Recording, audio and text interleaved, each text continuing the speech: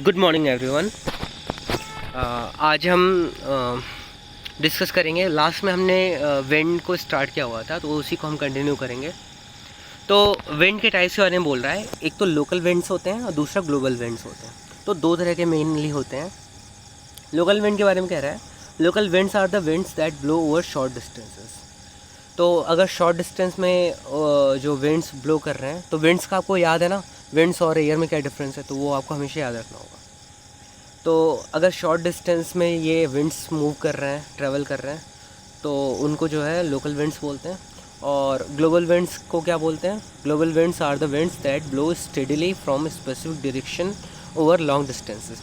जो आपको weather forecast के बारे में बात करी थी पिछले वीडियो में, तो वो जो है ग्लोबल विंड्स वो वेदर फॉरकास्ट में वो वही शो करता है। ठीक है, लोकल विंड्स हमें जनरली नहीं दिखाता है वेदर फॉरकास्ट में, और ये आपको एटलस वगैरह में भी आपको देखने को मिल जाएगा। और अगर आप वेदर न्यूज़ पढ़ते हो या देखते हो वीडियो अपनी न्यूज़ चैनल्स पे, या आजकल तो बहुत ज़्यादा कन्वीनियंट हो गया है, आप तो अपने फ़ोन पे भी देख सकते हो। बार बार आप, बहुत सारे लोग तो वेदर देखते रहते हैं। बहुत सारे लोग तो वेदर और जो है टेम्परेचर वगैरह चेक करने के लिए स्मार्ट वॉच वगैरह ख़रीद लेते हैं। ठीक है, तो आजकल बहुत सारी टेक्नोलॉजीज़ आ गई हैं, तो उससे बहुत ज़्यादा कन्वीनियंट हो गया है। लेकिन आपको ये पता होना चाहिए कि वेदर पैटर्न्स जो होते हैं वो ग्लोबल विंड से ही हम बनाते हैं, या वेदर फॉरकास्टर्स जो होते हैं, जो उसके पीछे जो टेक्निकल टीम्स होती हैं, वो ग्लोबल विंड्स का ही हेल्प लेते हैं प्रेडिक्ट करने के लिए, जो कि आगे आने वाले टाइम में मौसम कैसा होने वाला है, बारिश होने वाली नहीं होने वाली है, बारिश कैसे होने वाली है। ठीक है, तो सारा कुछ, ठंड कैसे पड़ने वाला है, कितना पड़ने वाला है। तो लोकल विंड्स के बारे में नीचे फ़ोटो में दिया हुआ है कि अब देखो, ये सी शोर है और लैंड है। तो लैंड पे क्या है कि ये जो जब एयर लाइट वेट हो जाएगा, तो ये ऊपर जाएगा तो ये हैवी वेट हो जाएगा। तो ये वापस से विंड के फॉर्म में जो सी के जस्ट ऊपर से और ऊपर जो लाइट वेट पार्टिकल्स, जो विंड पार्टिकल्स होंगे या फिर लाइट वेट एयर होगा, उसको जो है रिप्लेस करता है। ठीक है, लाइट वेट एयर होगा तो वो और ज़्यादा ऊपर जाने की कोशिश करेगा। तो एक तरीके से ये साइकिल बनाता है। ठीक है, साइकिल कैसे बनाएगा? लाइट वेट एयर जाएगा, ऊपर जाएगा, तो हैवी वेट इसका हो जाएगा। ठीक है, हैवी वेट हो जाएगा क्योंकि एटमॉस्फेरिक जो वो होता है, वाटर ड्रॉपलेट्स होते हैं, वो कंज्यूम कर लेता है ऐसा करके। और उसके वो वापस से जब जहाँ पे प्रेशर लो था वहाँ पे जाने की कोशिश करेगा, वहाँ जाएगा, तो वो वापस से लाइट वेट हो जाएगा। फिर उसके बाद वो उसकी जगह कौन लेगा? उसकी जगह वापस से हैवी वेट वाले पार्टिकल्स लेंगे। तो ये सेम कंसेप्ट चलता रहता है। ठीक है, तो ये एक तरीके से साइकिल बनता रहता है। लाइट वेट होगा तो वापस से हैवी होगा तो वापस नीचे चला जाएगा।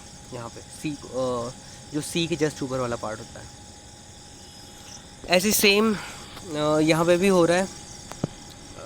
क्या कहते हैं, सी ब्रीज था और water sea breeze and land breeze का कंसेप्ट था। तो ये सारा कुछ हमने पहले से डिस्कस किया होता है, इसमें कुछ ऐसा कुछ भी नहीं है जो हमने डिस्कस करना हो अभी। ठीक है, आगे बढ़ते हैं।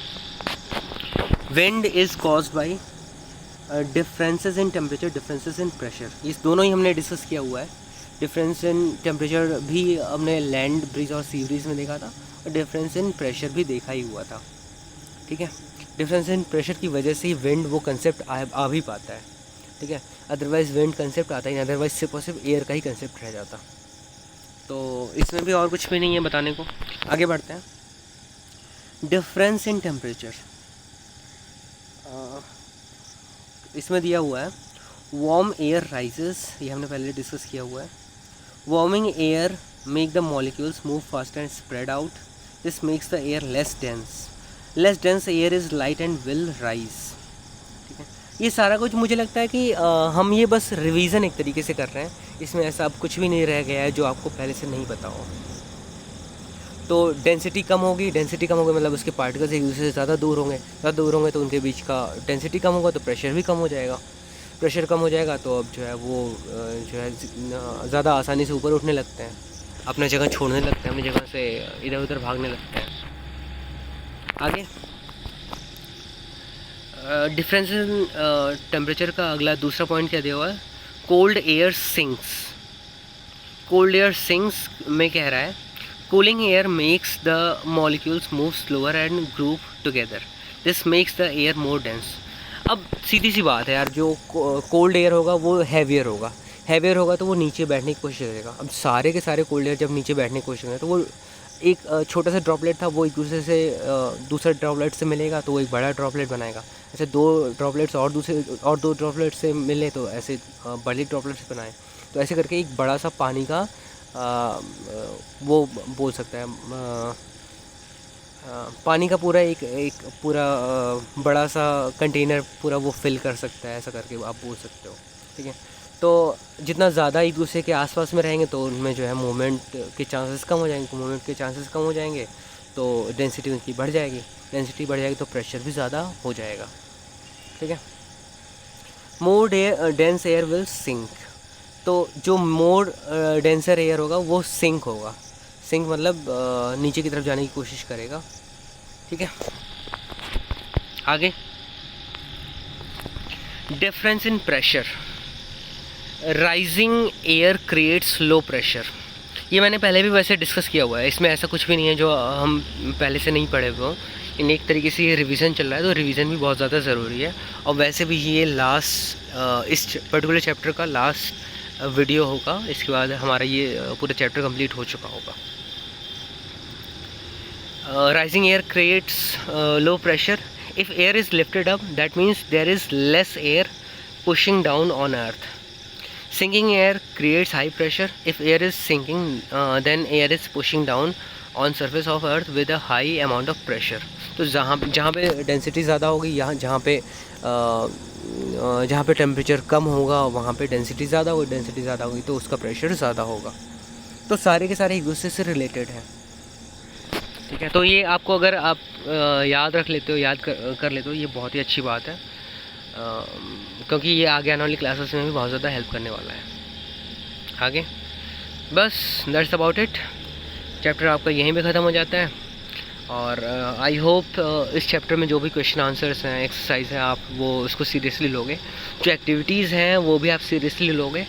और वंस अगेन मैं आपको यही बताना चाह रहा हूँ कि जब भी आपको कभी भी कोई भी ज़रूरत पड़े, अगर आपको ऐसा लग रहा है कि ग्रुप में कैसे आप पूछ सकते हो, तो आप मेरे से पर्सनली भी आप पूछ सकते हो, उसमें भी कोई प्रॉब्लम नहीं होगी मुझे।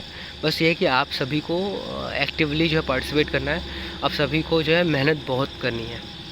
ठीक है, तो चलो फिर बंद करते हैं, बाकी आप एक्सरसाइज वगैरह कंप्लीट कर लेना।